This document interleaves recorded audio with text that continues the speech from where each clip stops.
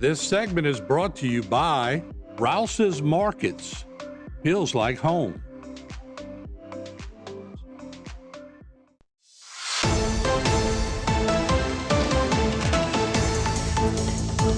Hey everybody, welcome back into Bayou Time. Harry McCullough here. Happy Veterans Day on a Tuesday to all the veterans out there. We're going to talk about the Regional Military Museum and the upcoming events here with Mr. Riley Grow, the president, Linda Terrio, the secretary of the Regional Museum, and it's Gabriel Rivero. Thanks so much, guys, for being with us. Gabe, of course, works at the museum as well. Appreciate it. This has got to be, I guess, like Christmas time for veterans, right? Yeah. In the museum, as you have Veterans Day here. So, Mr. Grow, you were actually here for the taping of Sports on the Bayou today, and Right. we kind of honored a few vets.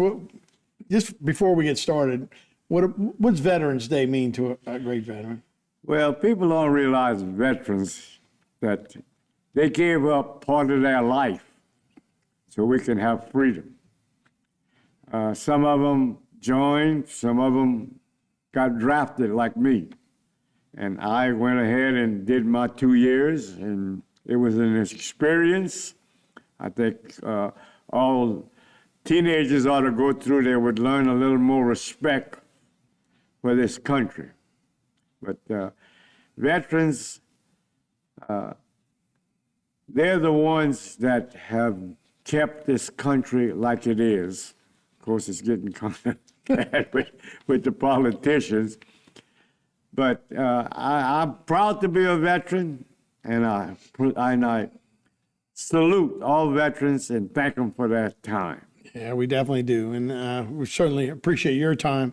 And it's a great thing. Yeah, and it is awesome. And this is one of the assets to our community is to have this museum here as well. Miss Linda, we got a few things coming up. Let's talk about this weekend. And it's one of your events that you have, and it involves pancakes and veterans. Pancakes, right. What we do on Veterans Day, we let the veterans enjoy the scheme of everything where they can go and be honored and have free meals. So what we do, we either have a breakfast the Saturday before or the Saturday after. And this year is followed on the Saturday after. It's also co-sponsored, I don't want to miss it, Houma Elks Lodge, 1193. And it is from 9 to 11, and we'll have pancakes. The only thing we won't have is eggs. No Well, I eggs? don't know. But we'll have pancakes, sausage, grits, juice, coffee, and fruits. We'll also have, if they can have fruits. So we'll have a lot for them to eat. And it's not just for the veteran. They're welcome to bring their family. They're welcome to bring their spouse or a friend and come eat with us and have a good time. And it's open house all day long, which is till 2 o'clock on Saturday. We let everybody come in for free today, okay? And it's open house on Saturday as well. Yeah, it is awesome, and it's great. Like I said, great part of our community. Really, yeah, I wish more people would get over there, right, and actually see what's going on. So, Mr. Riley, tell me a little bit about the new museum and the history of the museum and how it's all come together and where it's at now. Well, some men got together and drinking coffee and started talking about the war, World War II, and C.J. Chris was interested in U-boats, which is German submarines.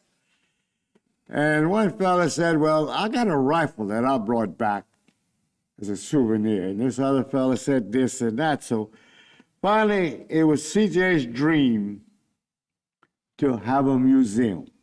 So they acquired this building, which used to be a service station and an auto repair. And that's the way the museum started.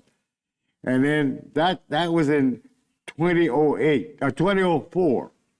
And then they finally got opened up in 2008.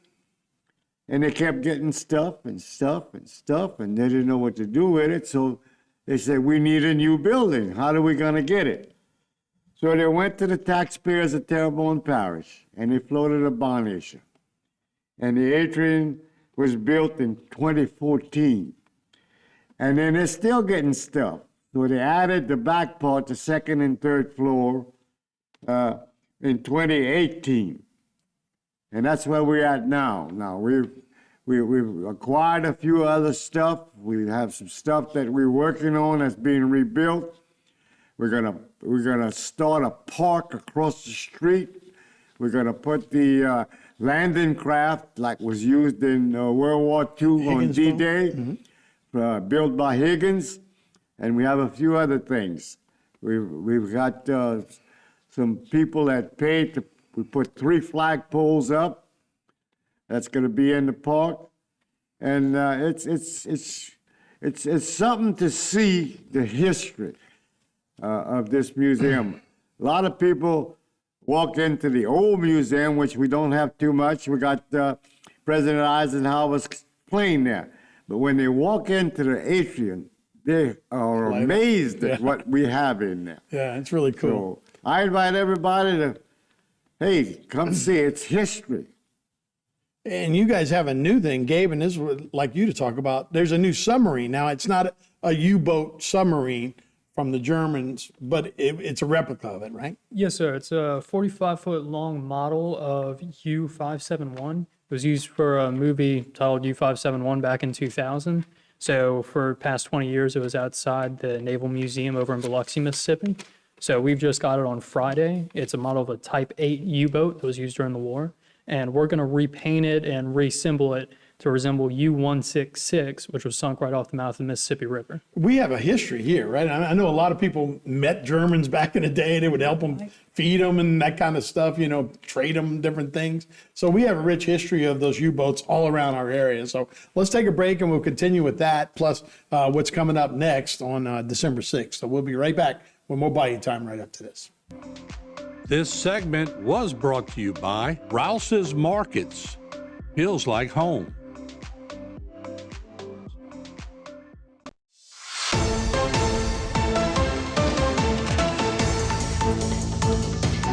Hey everybody, welcome back to Bayou Time. Harry McCullough here. We're talking about the Regional Military Museum and some of the events that are happening there with Miss Linda Terrio, who's the secretary, Mr. Riley Groh is the president, and Gabe Rivero, I should say, who also works there at the museum.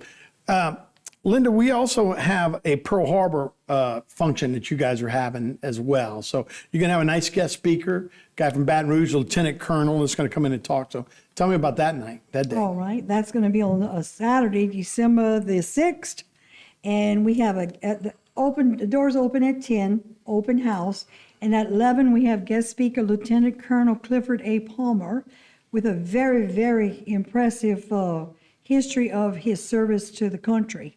And what's really nice about it, and it's time we start focusing on Operation Iraqi Freedom and Operation Enduring Freedom. And as a retiree, he's still working in the uniform.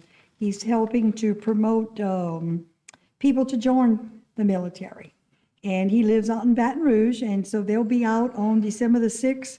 Love to have a packed room to come out and meet him and support his speech. And we're going to have a light lunch, which consists of hamburgers and probably chili Fritos or potato chips to go. Right. Okay. But I wanted to throw in a little bonus as well. On December the 3rd, we have a surprise breakfast for veterans and their families that's going to be put on by the Day Insurance and J&L Beauty Shop. Nice. On a Wednesday. That'll be on Wednesday. Yes. Oh, that's that same week. Yes. One of the cool things I see is when I drive up and down Barrow Street or Main Street, and I see all the flags you guys have done. So is that part of the museum, those flags and honoring the soldiers that went there? Mr. Riley, can you talk to how we start that? Well, I'm going to push it over to my secretary because she takes care of it. It's actually a program that's put on nationwide, and it's an honor program. You can put up any veteran that you want, living or deceased. And it was a learning lesson for this year, okay? Thibodeau and other cities do it like 3 to 6 months at a time. And we've learned that probably 6 months is the duration living in the South. Mm-hmm. It's called a Hometown Hero Banner Program. And we're going to start back up in December because we stopped throughout the hurricane season. I think it's awesome, and it's a great reminder, that, again, these people put it on the line. And you see those names, you might have known their family and went, oh, look at the Pars or look at the Fulses or whatever. Yes. And you go, look at this. Yes. Really awesome. And Gabe, you guys have a program, a Foot Locker program where you're actually taking it to schools as well. Tell me about that. Yes, sir. So a school is able to request a Foot Locker, and what a Foot Locker is, it's kind of an Army storage chest. We'll fill it. We have storage chests from World War II, World War I, Korea, Vietnam. We'll fill it with period-accurate items, helmets, bayonets, anything that we can put, and then we'll bring it to a school, or the school can come pick it up, and then we'll tell them about it. So the students can come, they can look at a Foot Locker, see items from that period, and if their teachers are teaching about World War II, then they can look at World War II helmets, flags, uniforms, and see what was in the history books. Yeah, it's so important, man. You know, when you look at the history of technology and all and see how much we've changed, you know, in wars, you know, just looking at what guys were fighting with back at one time. And then you talk about we hadn't had a draft since probably, 74? I don't even know when we lost the draft. We hadn't had a draft. I know they had it in 61. Well, that's what I wanted to ask you about. Does it seem like sometimes our military is so awesome now, it's like, you know people are there, but sometimes you like take it for granted, right? Yeah, well, when everybody was drafted, it was like, man, everybody was a little more involved there. Well, you get that letter in the mail, and when you open it up, it tells you, be at the courthouse at 4 o'clock in the morning with 2 changes of clothes. You get there, and the fella says, are you married? I said, yes. Any children? No. He said, kiss your wife and get on the bus. Wow. They drive And that you was to here New at the Or- courthouse? Right here at the courthouse. And they drive you to New Orleans. They put you up for the night after they swear you in and take your physical. Next morning, they put us on a train to Fort Bragg, North Carolina. Got a uniform, Fort Bragg, North Carolina. We went to Fort Gordon. That's where I took my basic. Then I And see took you in the 2 basic, years. come home. I had 2 weeks. Then they shipped me to Hawaii. I took a train to California.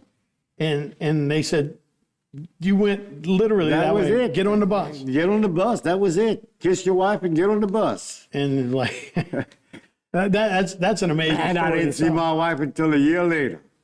And the only reason I saw that because we had a debt in the family and I came home on emergency leave. Now, was everybody drafted? I know there was a lottery system when my brother, when he graduated high school in 71, he had like a 300s number, so he didn't go. But was it the same way where your just birthday was high or just I everybody? don't know how it was. All I know is I received a letter. At 18, you would register. I believe they still do it. I don't know if they'll ever have a draft. Right. But it was an experience now. Sure. It was an experience. Made you grow up a little bit, I'm sure. Oh, listen, you learn a lot more in the army or in the armed forces than you do at a job. Right. Because they tell you what to do and when to do it, and not to do it or do it, and you do it. That's it. Yeah. And you guys did seem more patriotic and being part of a team, right? And sometimes I guess everybody doesn't always feel like they're part of a team. You had to be part of the team Oh, then. you was part of the team. That was it. Well, guys, thanks so much. We got all these events that are coming up all this month and next month at the museum. Thanks so much for being with us. Thank you so for having us. All right, we'll be right back with more Bite Time right after this. This segment was brought to you by Trapp Chevrolet. We're always on your side.